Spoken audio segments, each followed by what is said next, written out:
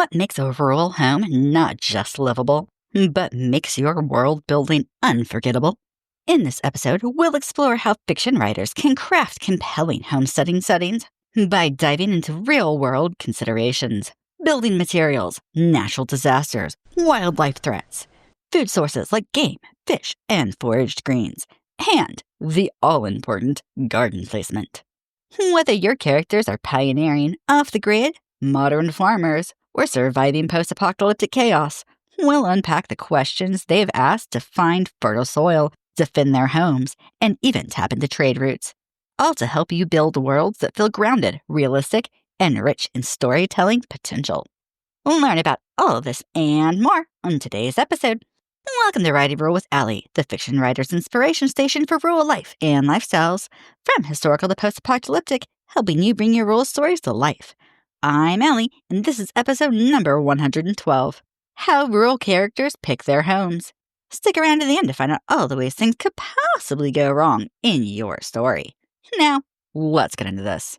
My kids love the game called Would You Rather? Normally, it's just a silly game. Something like, would you rather have a pink rhinoceros or a flying zebra? But this week, they asked the question that sparked this episode. Would you rather live in a cabin by the lake or a cabin in the mountains? I didn't have an immediate answer. I had questions. Like, how often is there flooding at this lake? And what's the growing season on the mountain look like? Which made me realize rural people pick and choose where to build their homes or buy their homes differently than people in the city. So today we're going to go over them. First thing people throughout history, and even modern builders today, weigh are the risks and dangers in the area. This includes many things. Historically, this includes threats from wildlife such as predators like wolves, lions, jaguars, lynx, and even wild dogs.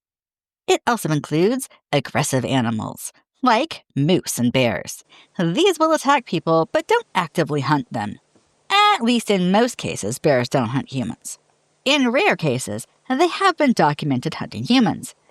Even historically, an animal that hunted humans was then hunted and killed so that it would not pass that on to any offspring, making humans no longer the top of the food chain. Speaking of food chains, if your characters have livestock of any kind, they will need to think about the predators to them. Mountain lions, also known as cougars, will hunt cattle. Bobcats sometimes hunt goats. And we've all heard of foxes in the henhouse. But did you know that raccoons will break in and kill off entire flocks? Weirder yet, if a skunk gets in, they will bite off the head of the chicken and then suck the blood out. Okay, that sounds fake, but I have literally caught them doing this red-handed. Or would that be red-pawed? Another important one historically is the danger from enemies or hostile tribes or people groups. Most people don't want to place their families at risk, so anyone going to live in hostile territory was most likely to be a single male. That's not to say it never happened, only that if your characters know that they will be in danger, they will not want to bring anyone who could slow them down, unless the character secretly hopes to off them by letting the hostiles deal with them. Basically the scumbag character. On a side note, there is a danger assessment between where they come from and where the home might be. They could be fleeing a war zone, having lost their home and or land to a wildfire, running from bad guys, or trying to avoid being sentenced to the Isle of Perpetual Tickling. Yes, that was a cartoon reference. My kids will be thrilled. All of these things might be considered more dangerous than where they want to build their home. Another big thing that is likely the first concern of modern characters is natural disasters. Fires, floods, volcanoes, earthquakes, avalanches, blizzards, tornadoes, droughts, quicksand, and more. Famine is another thing to think about, but is not technically a natural disaster. If you'd like to learn more about famines, droughts, or flash floods, I have episodes about all of these. Now, there is a psychological thing to consider when writing characters. People tend to feel safest with what they know. My best example is a dear friend of mine and myself. She lives in wildfire territory, and I live in Tornado Alley. My normal natural disaster is tornadoes, and hers is wildfires. We know what to do, what to watch for, what to worry about, and when not to sweat it. The idea of being vaguely close to the other worries both of us.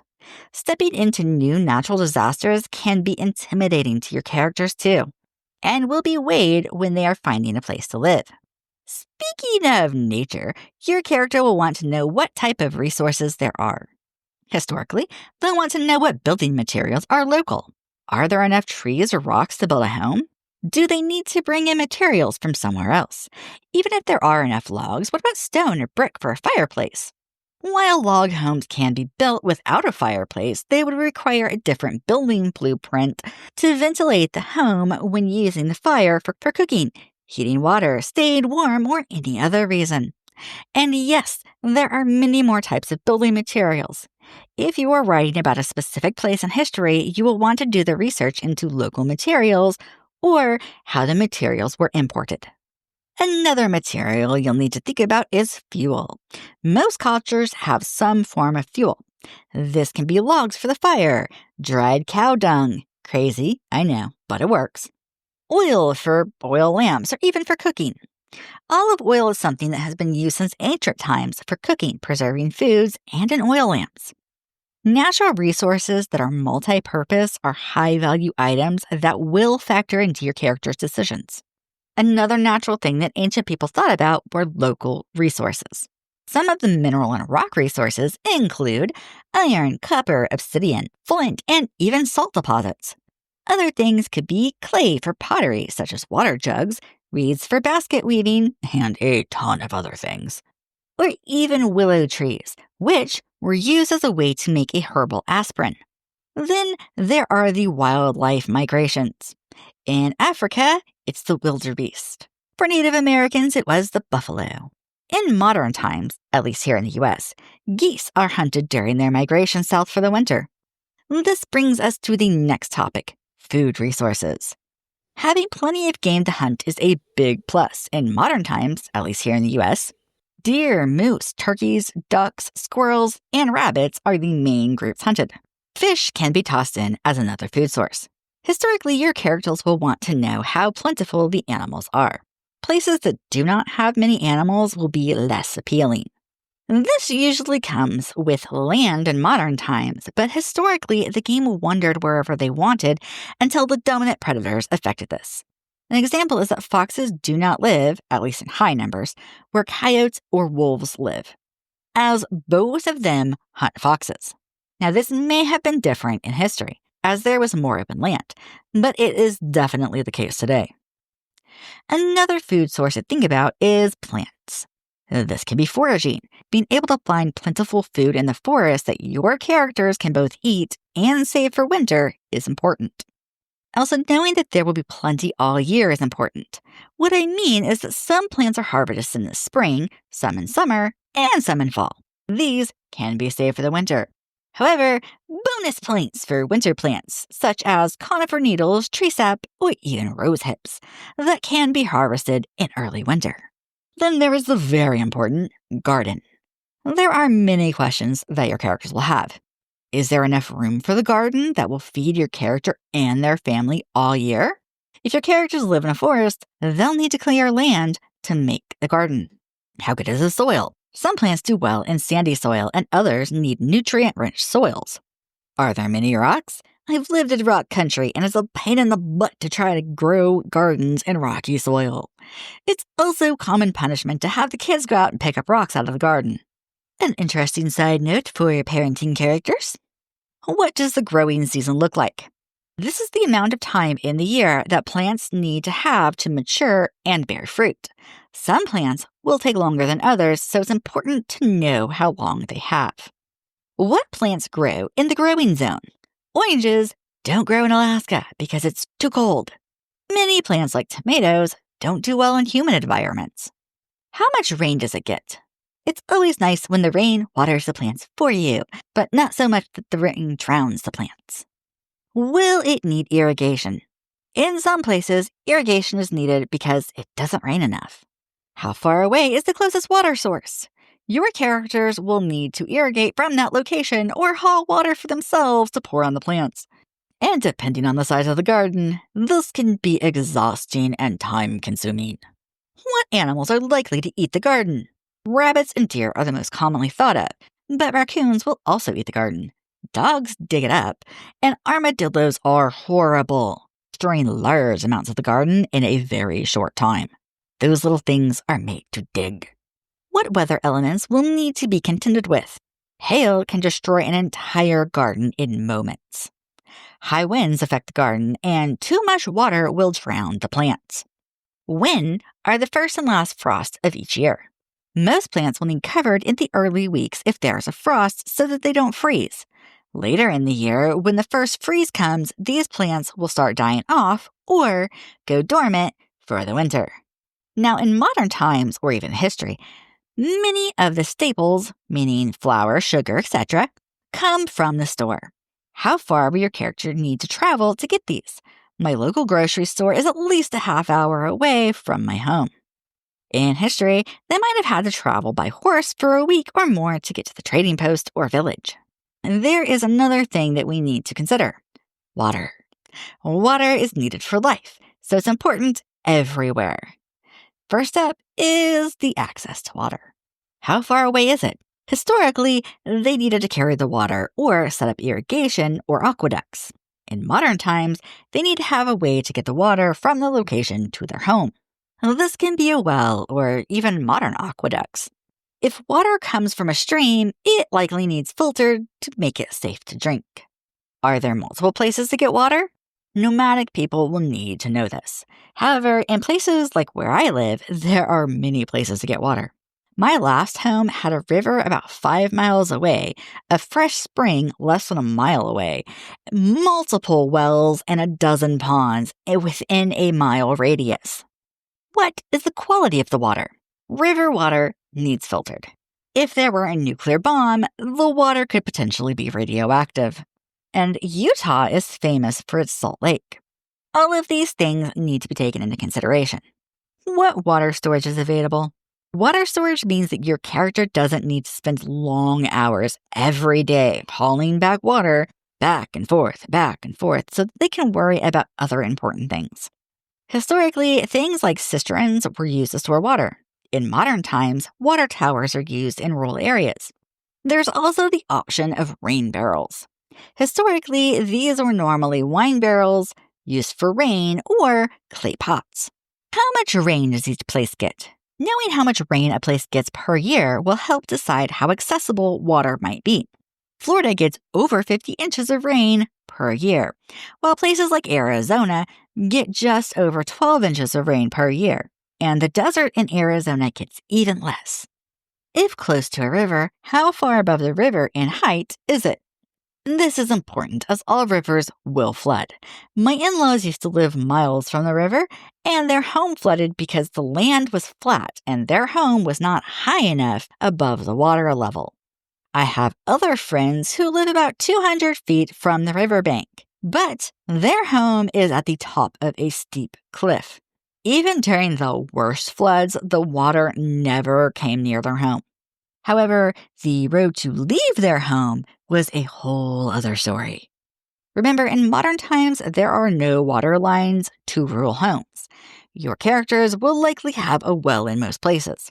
The only water lines they have are coming from the well. I have several episodes on wells if you would like to learn more. Since we're on the topic of water, an advantage of living near the river historically is that it's likely to attract others to it. This means trading for your characters. They can buy and sell what they need.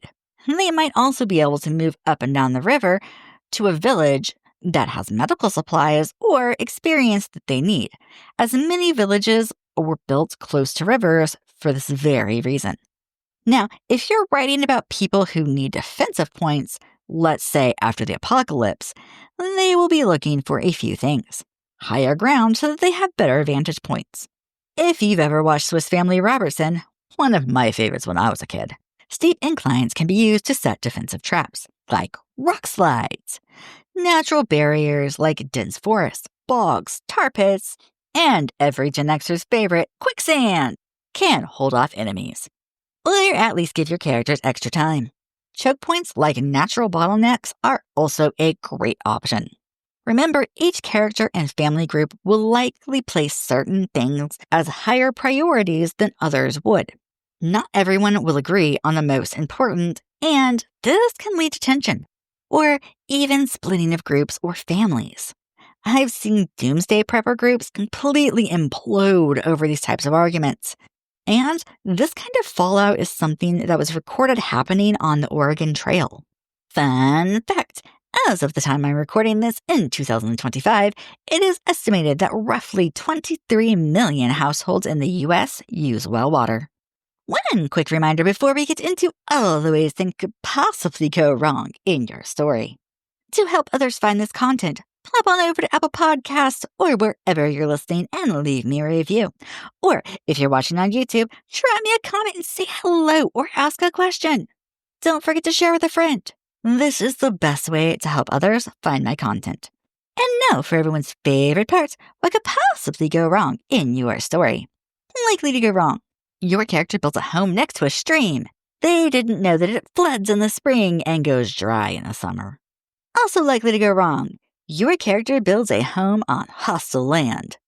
They will need to be alert because they could be attacked. Possible to go wrong. A storm with hail hits your character's home and destroys their crops. They must salvage what they can and find a way to prepare for winter or they will starve. Also possible to go wrong.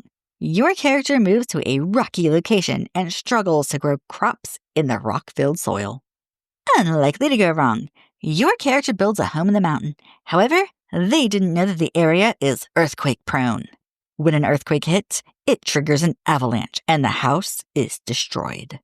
Also unlikely to go wrong. Your character moved to a lake they'd heard of. It's only once they get there that they learn the lake is saltwater, and they need to find a new source of fresh water. Improbable, but still technically in the realm of possibilities. After nuclear fallout during the apocalypse, your character uses a well for clean water. Years later, they start to show signs of radiation poisoning because the radiation has finally reached the underground water. Also improbable, but still technically in the realm of possibilities. Your characters build a new home in a valley close to a mountain. When the spring comes, the winter snowcaps start to melt and floods the new home, destroying it. If they don't get to high ground quickly, this could be deadly. Thanks for listening. Until next time, happy wordsmithing!